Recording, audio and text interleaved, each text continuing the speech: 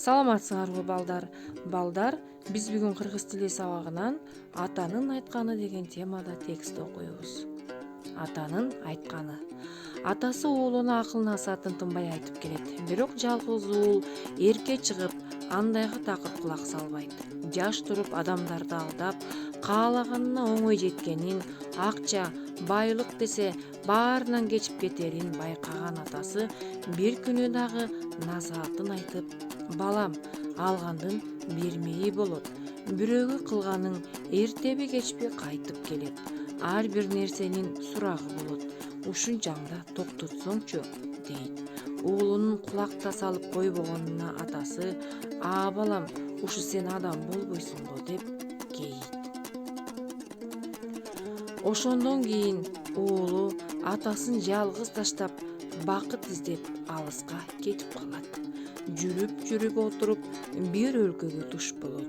Адегенде ошол өлкөнүн падышасынын сарайына жумушчу болуп кирет да, айлакерлиги, ырайымсыздыгы менен тепкичтен тепкичке акырындап көтөрүлүп отуруп, падышанын вазирлигине чейин барат. Акыры падышанын ордунда ээлеп калат. Ошентип бир өлкөнү башкарып падыша болгондон кийин баягы каарыган атасы эсине түшөт. Жигиттерине атасын алып келүүгө буйрук берет. Сомодой болгон жигиттери падыша айткан өлкөгө барып, атасын жөө жалаңдатып айдап келишет. Алдында чөгүлөп турган атасын көргөн падыша кекирейип: ата, тааныдыңбы балаңды? Билесиңби, бир кезде сен мени адам болбойсуң дедиң эле. Эми жаңылганыңды мойнуңа аласыңбы?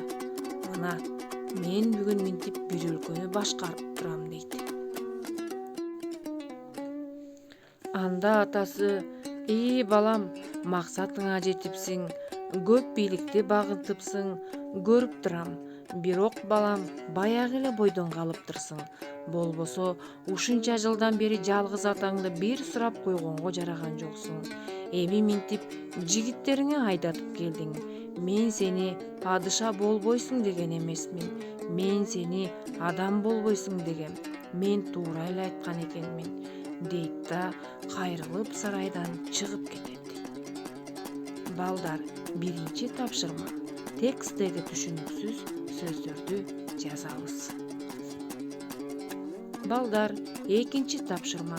Текстке карата суроо түзгүлө. Үчүнчү тапшырма. Суроолорго жооп бергиле. Биринчи, адам болуу деген эмне?